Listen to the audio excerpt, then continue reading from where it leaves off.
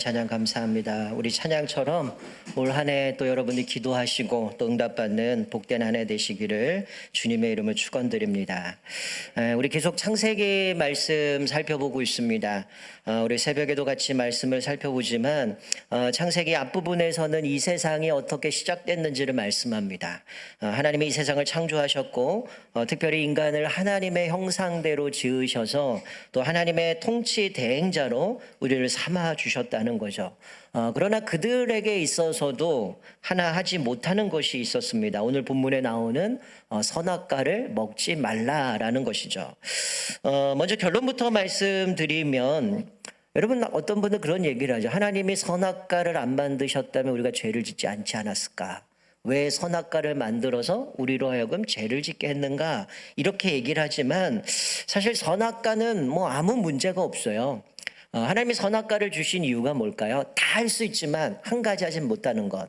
결국 그거는 내가 주인인 것 같지만 내 위에 하나님이 계시다라는 거야.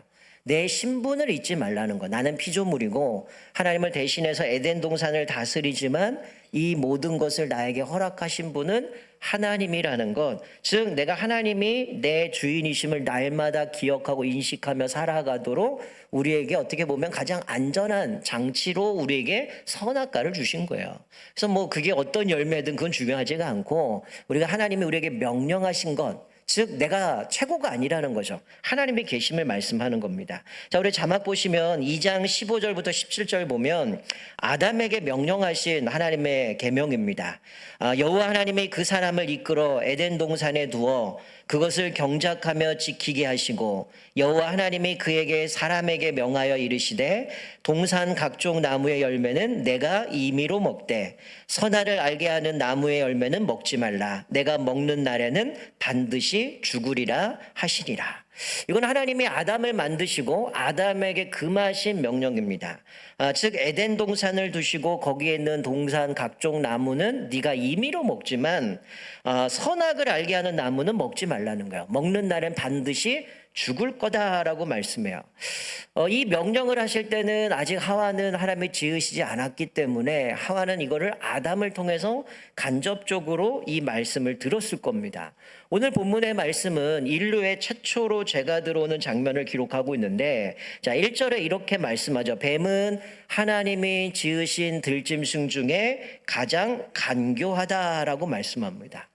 물론 하나님이 지으신 동물 또 모든 창조하시고 보시기에 좋았더라라고 말씀하셨기 때문에 선하게 지었지만 특별히 이 뱀은 우리가 뭐 창세기 이 본문에서는 구체적으로 나오진 않지만 사실은 이제 3장 뒷부분이나 요한계시록에 보면 이 뱀은 바로 사단을 지칭하는 것을 우리가 알 수가 있는 거죠. 근데 여기 히브리 단어에 뱀이라는 단어가 몇 가지 단어가 있는데 여기 기록된 뱀이라는 단어는 나하시라는 단어인데요. 그 의미를 보면 이런 의미를 갖고 있어. 점을 친다, 주문을 속삭인다, 이런 의미가 있습니다. 그러니까 하나님이 지으신 들짐승 중에 가장 간교하다라고 얘기하는 얘기는 즉 이 뱀의 말을 고지고지 들어서는 안 된다라는 의미를 갖고 있는 거죠. 사실 들짐승을 다 하나님 만드셨지만 특별한 존재로 만들었죠. 사람과 대화하는 존재로 만들었다라는 거예요. 자, 뱀이 어떻게 여자를 유혹합니까? 우리가 이것을 통해서 사단이 우리를 어떻게 유혹하는지 그 방법들을 살펴볼 수 있는데, 자 오늘 본문 1절 말씀에 보면 하나님의 말씀에 조금 더 뭔가를 가미시켜 버려요. 자 1절에 하나님이 참으로 너희에게 동산 모든 나무의 열매를 먹지 말라 하시더냐. 자 우리 아까 전에 읽었던 2장 말씀에 뭐라고 말씀하셨어요? 동산의 모든 각종 나무의 열매는 네가 임의로 먹되 라고 되어 있는데 여기 1절은 뱀이 뭐라고 얘기해요? 이 동산 모든 나무 먹지 말라고 하느냐. 완전히 바꿔버렸죠. 한 단어 딱 집어넣었는데 모든 나무 열매 먹지 말라고 했느냐. 하나님 모든 것 임의로 먹으라고 얘기하고 딱 하나 선악을 알게 하는 나무를 먹지 말라고 했는데 이 뱀은 하나님이 너희에게 동산 모든 나무의 열매를 먹지 말라 하시더냐 이렇게 질문을 던집니다. 그러니까 사단이 우리를 교묘하게 유혹하는 것은 뭐냐면 말씀에다가 뭔가 조그만 걸 더 가미시켜서 결국은 하나님의 말씀을 무너뜨려 버리는 거죠. 이 하나는 그 이야기를 듣자 뭐라고 대답을 합니까? 동산 나무 열매 우리가 다 먹을 수 있으나 3절 보니까 동산 중앙에 있는 나무 열매는 하나님 말씀에 너희는 먹지도 말고 만지지도 말라. 너희가 죽을까 하노라 이렇게 얘기하죠. 아마 아담을 통해서 들어서 그런지 모르겠지만 하와는 뭔가 이 말씀에 대해서 의심을 갖고 있었던 것 같아요. 먹지 말라고 했지 만지지 말라고 하지 않았는데 만지지도 말라고 얘기하고 이것을 먹으면 진짜 죽는다, 정령 죽는다라고 얘기했는데 죽을까 하노라, 죽을지도 모른다라고 교묘하게 자신의 의심을 드러내는 겁니다. 그러니까 조그만 것을 더해버리니까 어떻게 돼요? 하나님의 말씀을 송두리째 다 무너뜨려 버렸다라는 거야. 이 뱀이 여자의 마음을 확인한 거죠. 아, 이 여인이 지금 하나님의 말씀 뭔가 의심하는구나. 이거 보지도 만지지도 말라고 얘기하고 먹으면 죽을지도 몰라 라고 얘기하는 모습 속에서 아, 이 하와는 하나님의 말씀을 100% 순종하지 않는구나. 그래서 4절을 어떻게 바꿔버려요? 뱀이 여자에게 이르되 너희가 결코 죽지 아니하리라. 여러분, 뱀이 하와를 유혹하는 이 행동은 하나님의 말씀, 하나님의 율법 가운데 뭔가 더하기 시작하고 그 말씀을 왜곡하게 되어진가 그 끝에 가서 어떻게 돼요? 하나님의 말씀을 완전히 송두리째 제거해버리는 모습을 봅니다. 하나님 반드시 죽는다고 얘기했는데 뭐라고 얘기합니까? 결코 죽지 아니하리라. 죽을지도 몰라 라고 생각하는데 하와를 향해서 뱀은 너 안 죽어 이렇게 얘기를 하는 거죠. 여러분, 하나님의 말씀은 온전히 순종해야 합니다. 여러분, 성경에 보면 우리가 가장 큰 문제가 뭐예요? 하나님의 말씀을 취사 선택한다는 거죠. 이 말씀은 내가 순종할 수 있는 것. 아, 이거는 내가 순종하기는 약간 껄끄러우니까 이거는 좀 제껴놓고 내가 뭔가 받고 싶은 것만 취사 선택할 때가 많아요. 나 성경은 우리가 취사 선택할 것이 아니라 가감하지 말고 하나님의 말씀에 온전히 순종하라고 얘기합니다. 자, 우리 신명기 4장 2절과 12장 32절 보면 그 모세가 이렇게 이스라엘 백성들에게 명령하죠. 내가 너희에게 명령하는 말을 너희는 가감하지 말고 내가 너희에게 내리는 너희 하나님의 여호와의 명령을 지키라. 또 12장에도 보면 내가 너희에게 명령하는 이 모든 말을 너희는 지켜 행하고 그것에 가감하지 말지니라 라고 말씀합니다. 여러분, 우리가 하나님께 순종한다라고 하는 것은 부분적인 순종은 순종이 아닙니다. 하나님 앞에 순종한다라고 할 때는 우리는 온전히 100% 순종해야 그것이 순종이라는 거죠. 저와 여러분은 하나님의 말씀에 온전히 지키시기를 주님의 이름으로 축원드립니다. 여러분, 오늘 이 하와가 의심하면서 뱀이 이제는 그거 먹어도 안 죽는다라고 하니까 아주 솔깃한 얘기를 하죠. 5절 보니까 뭐라고 얘기해요?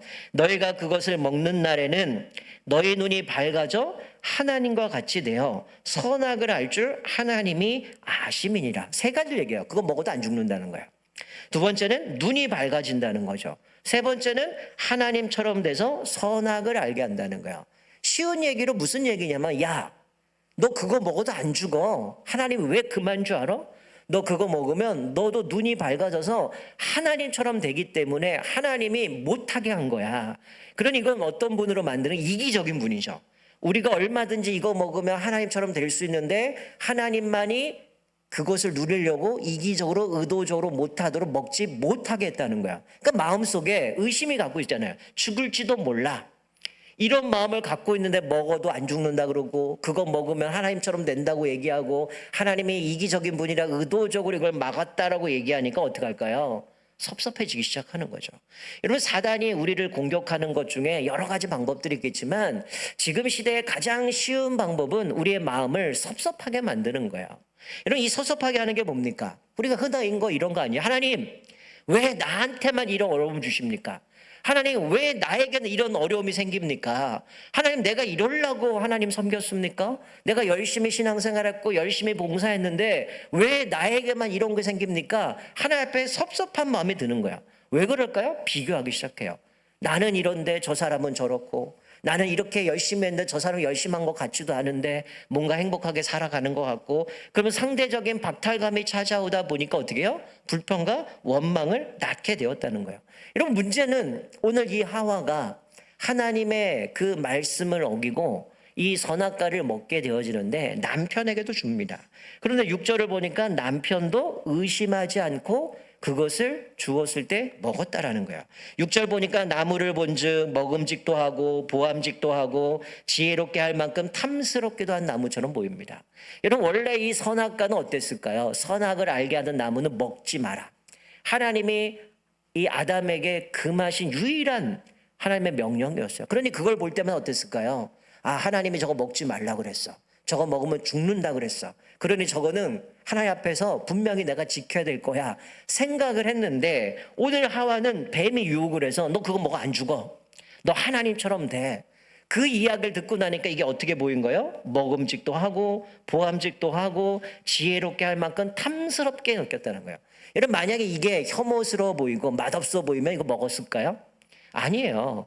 처음부터 이거는 어땠을까? 하나님이 금하셨기 때문에 저건 내가 가까이 하면 안 되는구나, 저건 내가 먹어서는 안 되는구나, 이 마음이 있었는데, 뱀이 유혹하고 나니까 이 선악과는 경계의 대상이 아니라 탐스러운, 뭔가 내가 갖고 싶고 먹고 싶은 그런 마음이 생기는 거죠. 이걸 볼 때마다 어떤 마음이 생겼을까요? 욕망에 꿈틀꿈틀대기 시작합니다. 저거 먹으면 나도 하나님처럼 되는데, 나도 저거 먹으면 내 눈이 밝아질 텐데, 그런 마음이 생기는 거죠. 여러분, 남편에게도 주니 남편이 먹고 눈이 밝아졌다라고 얘기를 해요. 여러분, 분명히 아담은 하나님께 직접 명령을 받았습니다. 선악과는 먹지 말아라. 그거 먹으면 반드시 죽는다라고 얘기를 했어요. 아담이 이거 몰랐을까요? 다 먹었는데 모든 과일을. 근데 이거 하나만 먹지 못하는데 그거 모르겠어요? 그런데 하와가 그거를 주니까 아무 생각 없이 그냥 그거를 받아 먹었다라는 거죠. 이 뱀이 하와를 유혹해서 하와를 통해서 아담도 공범으로 만들어 버린 거예요. 사실 아담은 얼마든지 거부해 버릴 수 있습니다. 야, 네가 지금 제정신이냐? 하나님이 먹지 말라고 하지 않았느냐? 내가 너한테 얘기하지 않았냐? 이거 먹으면 죽는다 그랬는데 네가 어떻게 이럴 수 있어? 나 안 먹을 거야. 얼마든지 거부할 수 있었지만 이 아담은 하와가 주니까 그것을 받아 먹었다라는 거예요. 여러분, 여기서 아주 중요한 사실 하나 발견하죠. 하와가 자기보다 못한 들짐승의 말을 듣고 선악과를 먹었다는 거예요. 이 아담은 하나님의 말씀보다 아내의 말에 더 귀를 기울였다라는 거예요. 여러분, 죄가 뭡니까? 죄라는 것은 사실 우리의 논리, 이성을 다 초월시켜 버려요. 다 무너버린다는 거죠. 여러분, 하나님이 사실 이 창조 세계를 만드시면서 그 질서를 보면 선악과를 주신 이유가 뭐라고 그래서 내 위에 하나님이 계시다는 거죠. 하나님이 우리의 최우선순위고 하나님이 우리의 주인이심을 고백하는 거예요. 그리고 아담을 만들어서 하나님을 통치 대행자로 그 아담으로 하여금 그 일들 감당하게 하셨죠. 그리고 독처하는 거 좋지 않아서 하와를 만듭니다. 그리고 들짐승이 있는 거죠. 그러니까 이 질서를 보게 되면 가장 최권위는 하나님이고, 그 다음 아담, 하와, 들짐승인데, 지금 하와는 어떻습니까? 자기 남편인 아담이 하나님이 주신 명령 이거 지켜야 된다라고 분명히 말씀했는데, 그거보다 자기보다 못한 들짐승의 말을 더 신뢰하고 하나님의 말씀을 어겨버린 거죠. 아담도 마찬가지죠. 하나님이 주신 말씀보다 하와의 이야기를 듣고 그 선악과를 먹게 되었다라는 것이죠. 여러분, 죄가 이렇습니다. 달콤하고 쾌락이 있다는 거예요. 근데 우리가 오늘 이 본문의 말씀 속에서도 이 하와는 먹음직스럽고 보암직스럽고 뭔가 나를 지혜롭게 만들 것 같고 하나님처럼 될 것 같은 그런 매력적인 그것이 있었기 때문에 그것을 먹게 되었다라는 것이죠. 그런데 여러분, 여기서 우리가 발견할 수 있는 건 뭐냐면, 여러분, 뱀이 하와에게, 아담에게 선악과 먹으라고 한 적이 있습니까? 없었다는 거예요. 여러분, 오늘 본문 말씀에 보면 뱀이 하와나 아담에게 이 선악과 먹어라고 얘기한 적이 없어요. 무엇 때문에 먹었습니까? 인간의 이기적인 욕심 때문이라는 거예요. 죄는 뭐예요? 욕심에서 시작됩니다. 그래서 로마에서 나오는 거, 욕심의 잉태한 즉 죄를 낳고 죄가 장성한 즉 사망을 낳는다라고 얘기하는데, 여러분, 인간은 유일하게 하나님의 형상대로 지음받았어요.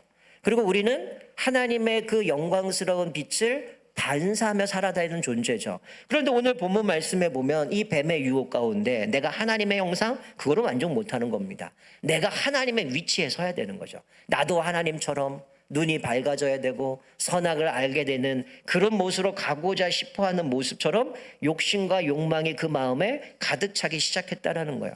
여러분, 사실 우리는 진실과 거짓을 구분할 수 있는 영적 분별력이 필요합니다. 요즘 시대에도 얼마나 많은 말씀들은 성경 같은데 자세히 살펴보면 성경이 아니에요. 쓰레기들이 너무 많습니다. 유튜브에 나오는 설교들이 다 설교라고 받아들이서는 안 돼요. 이게 진짜인지 아닌지 잘못되는지 분별할 수 있어야 되는 겁니다. 여러분, 이단이 뭐예요? 한자 그대로 끝이 다르잖아요. 말씀에서 시작됐는데 결론 끝까지 갔더니 인간 보혜사가 등장하고 인간 메시아가 등장하고 다른 메시아가 등장했다는 게 다 거짓 아니겠습니까? 우리는 분별력이 필요한 거죠. 오늘 뱀의 유혹도 뭐가 사실이고 뭐가 거짓인지 분별할 수 있죠. 분명히 하나님이 주신 말씀이 있는데 그거와 상관없이 교묘하게 이거 모든 거 먹지 말라고 하더냐. 그때 하와가 이거 먹으라고 하긴 했는데 동산 가운데 있는 거 먹으면 죽을지도 몰라 이렇게 얘기하셨다는 거예요.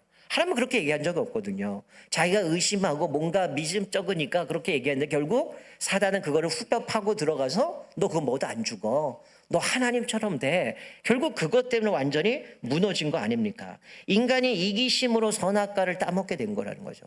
하와에게 아담에게 너 이거 먹어라. 그럼 하나님처럼 된다고 얘기하지 않아요. 그들의 욕심을 자극해서 자기들의 이기심 때문에 선악과를 따먹게 만들었다는 거예요. 결국 이들이 선악과를 따먹고 났더니 그들에게 찾아온 건 뭡니까?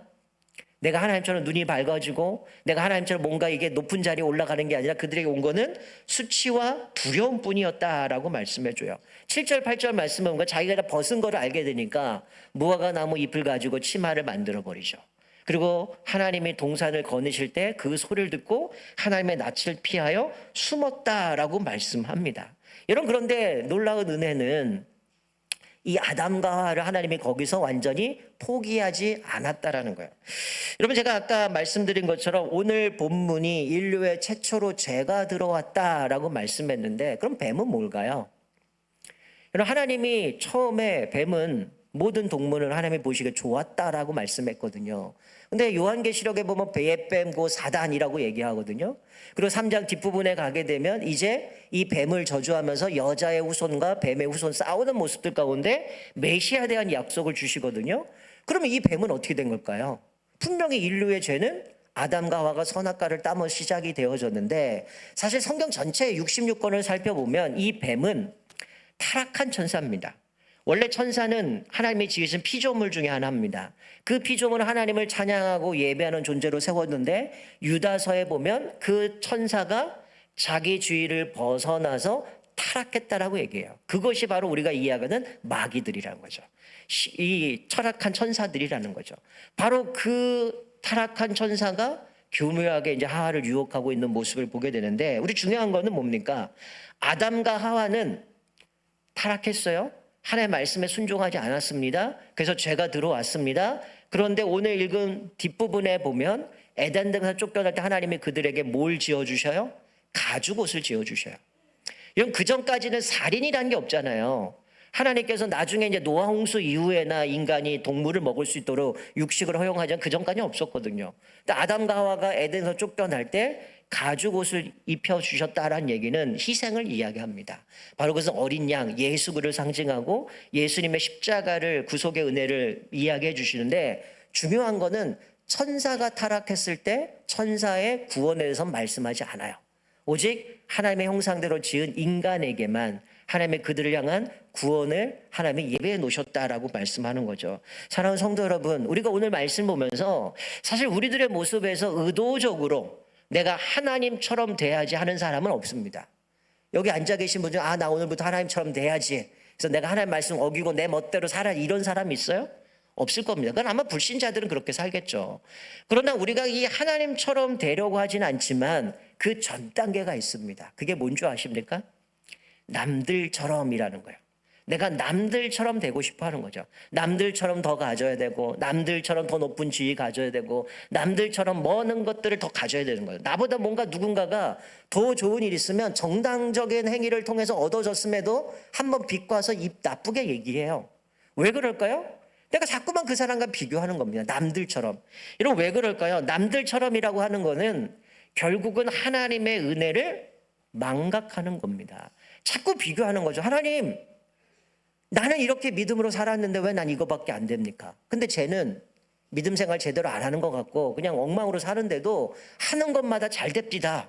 하나님, 이거 공평하신 분 맞아요? 어떻게 나한테 이럴 수 있습니까? 내가 이러려고 하나님 섬겼어요? 내가 얼마나 헌신하고 섬겼는데요. 여러분, 이 얘기는 뭐가 빠졌어요? 하나님의 은혜는 빠져 있고 내가 어떻게 했는데 내가 이렇게 열심히 했는데 결국 뭡니까? 나의 의와 나의 공로만 쌓이게 되어지고 하나님의 은혜를 사라지게 되는 거죠. 여러분, 여기 앉아 계신 분들 내가 태어날 때 다 갖고 태어나셨습니까? 지금 내가 누리는 것들 갖고 태어났어? 아무도 없어요. 하나님이 우리에게 은혜로 주셨기 때문에 이거 누리고 살아가는 겁니다. 그렇기 때문에 우리는 남들처럼이라는 이게 우리 안에 들어오게 되면 결국 하나님의 은혜는 다 잊어버리고 결국 내 업적만 남습니다. 내가 이렇게 했고, 내가 하나님 앞에 이렇게 헌신했는데, 내가 하나님 앞에 이렇게 예배 드렸는데, 내가 이렇게 하나님 앞에 헌금했는데, 하나님 나한테 주신 게 이게 뭡니까? 이거 보상 심리 아니에요? 우리는 하나님의 은혜가 크기 때문에 감사하고 헌신하고 봉사하는 것이지, 뭔가 그것을 통해서 얻으려고 하는 게 아닌데 자꾸 남들처럼 하게 되니까 상대적으로 자꾸 비교하게 되고 결국 하나님을 원망하고 불평할 때가 얼마나 많은지 몰라요. 여러분, 아담도 보면 어땠습니까? 아담과 하와가 굳이 이 땅에 태어날 이유가 있어요? 제가 첫날 말씀드렸죠. 하나님이 이 세상을 만드시고 인간을 지으셨는데 굳이 인간 지으실 이유가 없었어요. 하나님의 은혜로 아담과 하와를 지으시고 에덴 동산에 그들을 두고 하나님의 통치 대행자로 삼아주신 은혜가 큰 거죠.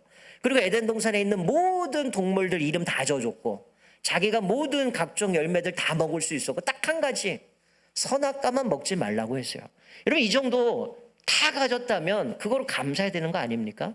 근데 한 가지 그거 더 얻어서 내가 하나님처럼 되겠다는 그 욕망, 욕심 때문에 결국 하나님의 은혜를 망각해버리니까 하나님 불공평한 분이야. 이기적인 분이야. 나도 하나님처럼 될 수 있는데 하나님 의도적으로 그거 막으려고 나에게 선악과 못 먹게 한 거 아니냐. 그러니 아담에게 주니까 똑같이 그거 먹고 그렇게 나가는 거 아닙니까? 여러분, 성경에 보면 마태복음 우리에게 그렇게 얘기하죠. 하나님이 우리에게 달란트를 주셨어요.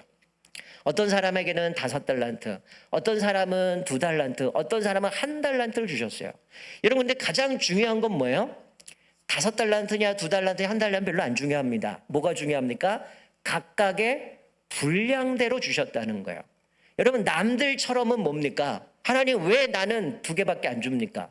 왜 나는 하나밖에 안 줍니까? 난 쟤보다 더 난데 나에게 10개를 주든 5개를 주든 그래야 공평한 거 아닙니까? 우리 이렇게 살아가거든요. 근데 성경은 뭐라고 얘기해요? 분량대로라는 거예요. 여러분, 만약에 우리 집에 손녀가 있는데 그 아이가 4살밖에 안 됐어요. 근데 엄마가 요리하는 거 보고 나도 요리할 수 있다고 부엌칼 달라 그러면 할머니, 할아버지가 부엌칼 줍니까? 주는 분 없을 거예요. 왜요? 줘봐야 다치거나 손해나기 때문에 안 줍니다. 각각의 분량대로 이게 주시는 거예요. 그리고 우리가 다 비교할 이유가 없는 거죠. 왜 나는 이것밖에 안 줍니까? 왜 저 사람 더 줬습니까? 그게 내 분량인데 어떡할 거예요? 하나님이 내 분량대로 주셨다는 거예요. 중요한 건 뭐예요? 한 명도 하나님이 달란트를 주지 않은 사람이 없습니다. 내가 한 달란트 받았을지라도 하나님 앞에 이게 은혜인 줄 알고 감사하면서 그거를 열매를 맺었다면 똑같이 착하고 충성되는 칭찬받았을 거예요. 근데 이 1달란트 받은 사람 하나님을 오해한 거죠. 땅에 묻어두고 그러니 악하고 게으른 종아, 네가 슬피며 이를 갈미 있을 것이다 라고 얘기를 합니다. 여러분, 우리는 끊임없이 남들처럼 살아가려고 합니다. 하나님이 주신 거에 은혜에 감사를 못 느껴요. 그러니까 자꾸만 남들과 비교하고 왜 나는 더 안 줍니까? 내가 어떻게 했는데, 하나님 내가 이렇게 살았는데 왜 나는 그렇게 안 줘요? 그건 어쩔 수 없는 거예요. 하나님이 우리 분량대로 주셨기 때문이에요. 아마 여러분의 자녀를 키워보시면 아시잖아요. 자녀들마다 얘의 분량이 어떻게 되는지, 얘가 그 능력이 되는지 아시잖아요. 용돈을 줘도 걔가 감당할 수 있어야 주는 거지, 감당도 안 되는데 줘봐야 어떻게 됩니까? 큰일 나는 거 아닙니까? 하나님 우리에게 분량대로 주셨다는 거예요. 자, 자막을 보시면 고린도서 10장 13절에 사도 바울이 이렇게 고백을 해요. 그러나 우리는 분수 이상의 자랑을 하지 않고 오직 하나님이 우리에게 나누어 주신 그 범위의 한계를 따라 하노니 곧 너희에게까지 이른 것이라. 여러분, 이 말씀은 어디서 나온 거냐면 사도 바울이 편지를 여러 권 썼잖아요, 서신서를. 근데 사람들이 볼 때는 사도 바울이 편지를 쓰면 아주 기가 막히게 쓰는데 이 사람을 직접 만나고는 말이 되게 어눌한 거예요. 이거 좀 뭔가 이상하다, 이 사람 의심스럽다, 이런 말씀 가운데 사도 바울이 얘기하는 겁니다. 우리는 분수 이상의 자랑을 하지 않는다. 하나님이 나에게 주신 그 범위의 한계를 따라 내가 일을 감당한다라는 거죠. 그러니까 사도 바울 나에게는 글 쓰는 그런 능력을 주셨는데 말하는 거는 부족하다는 거야. 그럼 우리가 만약에 제가 우리 아까 솔리스트처럼 하나님 왜 나에겐 저런 목소리 안 줍니까? 이건 제 목 날아갈 거예요. 전 내라고 해도 저는 목소리 못 냅니다. 바로 쉬어버릴 텐데 하나님은 각각의 분량대로 은사를 주셨다는 거예요. 우리는 그것에 감사해야 된다는 거죠. 여러분, 오늘 우리의 말씀을 통해서 우리에게 주시는 교훈이 뭡니까? 첫 번째는 우리의 가장 최우선순위, 우리의 최고의 권위를 말씀에 둬야 된다는 거죠. 세상이 우리에게 뭐라고 말을 하든 사람이 뭐라고 말을 하든 하나님의 말씀에 권위를 둬야 되는 거죠. 하와가 뱀이 아무리 유혹할지라도 아니야. 아담을 통해서 하나님이 주신 그 말씀은 그렇게 얘기하지 않았어. 그 말씀이 우위에 서야죠. 아무리 내가 이거 먹으면 눈이 밝아지고 하나님처럼 된다 할지라도 하나님이 금하셨기 때문에 그것을 하지 말아야 되고, 하와가 이거 탐스럽고 먹음직스럽고 지혜롭게 된다고 얘기하는데 하나님처럼 된다고 하는데 이거 한번 먹어봐. 그럼 어떻게 돼? 하와 말이 아니라 하나님의 말씀이 우선순위를 두고 거기에 권위를 뒀다면 아담은 넘어가지 않았을 거예요. 마찬가지죠. 우리 삶에 끊임없이 우리가 기독교 중에서 계속 차별금지법이나 동성애금지를 하는 이유가 뭡니까? 그게 통과되면 하나님의 말씀을 무시해버려야 되거든요. 하나님의 말씀을 말씀이라고 얘기할 수 없게 진리를 사수하기 때문에 그걸 못하는 겁니다. 만약에 그게 통과되면 저는 이 설교 제대로 할 수 없어요. 이거는 성경적으로 옳지 않으니까. 그게 하나만 될까요? 도미노처럼 다 무너질 겁니다. 이거는 안 되고 저건 안 되고 결국 그러면 설교도 못하고 하나님의 진리가 완전히 파괴되어져 버리는 거예요. 그러나 우리는 가장 최권위를 말씀에 두고 살아가야 된다는 거예요. 또 하나는 우리에게 무엇을 깨닫게 하십니까? 자족하는 비결을 배워야 된다는 거예요. 우리가 잘 아는 빌립보서 4장 13절 말씀이 뭐예요? 내게 능력 주시는 자 안에서 내가 모든 것을 할 수 있느니라. 하나님이 나에게 능력 주시면 내가 이 기도하는 것, 내가 계획하는 것 이거 다 된다. 이거 아니잖아요. 그 말씀 뭐예요? 내가 풍부할 수도 있고 비천해질 수도 있지만 하나님이 능력을 주시면 내가 풍부하든 가난하든 어떤 상황에서 내가 능히 이것들을 감당할 수 있다라는 고백이 그 고백이에요. 이게 바로 사도 바울이 얘기하는 나는 자족하는 비결을 배웠다. 내가 풍부하든 궁핍하든 어떤 상황이든 하나님이 내게 능력 주시면 이것이 하나님의 은혜인 줄 알고 또 하나님이 우리를 책임져 주시기 때문에 그것 가운데 흔들리지 않고 믿음으로 나아갈 수 있음을 고백합니다. 우리가 마찬가지죠. 하나님이 나에게 주신 것, 사도 바울이 고백한 나의 나된 것 오로지 하나님의 은혜임을 날마다 잊지 않는다면 우리는 비교할 이유도 없고요. 하나님께 감사할 수밖에 없어요. 제가 요즘 계속 대신방 하면서 또 어르신들이 다치는 분들도 있고 여러 가지 어려움이 있지만 늘 이분들이 고백하는 게 그래요. 그거라도 하나님 앞에서 참만 은혜다. 이 정도가 하나님 앞에 감사다. 왜요? 더 큰 일을 벌어줄 수 있었는데도 하나님이 나를 지켜주셨기 때문에 감사합니다 나가고 있는 거거든요. 우리 삶도 마찬가지예요. 지금 내가 누리고 있는 것, 내가 걷고 있는 것 하나님의 은혜 주셨기 때문에 그 자리에 있는 거고요. 하나님이 우리를 붙들어 주셨으니까 그 정도까지 가는 거지. 만약에 하나님이 우리를 내버려 두셨다 어떻게 됐을까요? 아주 비참한 인생 살아갔을 거예요. 우리가 오늘 말씀을 기억하면서 2025년 한 해 동안 또 하나님 앞에서 우리의 말씀을 가장 최권위를 두고 세상이 어떻게 하든 사람이 어떻게 얘기하든 오직 하나님의 말씀이 기준이 돼서 또 주님 앞에 온전히 순종하시길 주님의 축원드립니다. 무엇보다 자족하는 비결을 배우셔서 하나님이 우리에게 분량대로 주신 그 하나님의 은혜를 감사하면서 또 어떤 상황 속에서도 하나님의 능력 주시면 내가 그 능력 가운데 풍부할 수도 있고 궁핍하는 가운데서도 우리가 능히 승리할 수 있음을 기억하면서 날마다 주님 앞에 또 영광 돌리시고 또 우리에게 주신 사명 따라 끝까지 주님 앞에 충성하는 저와 여러분 되시기를 주님의 이름으로 축원드립니다. 아멘. 우리 원하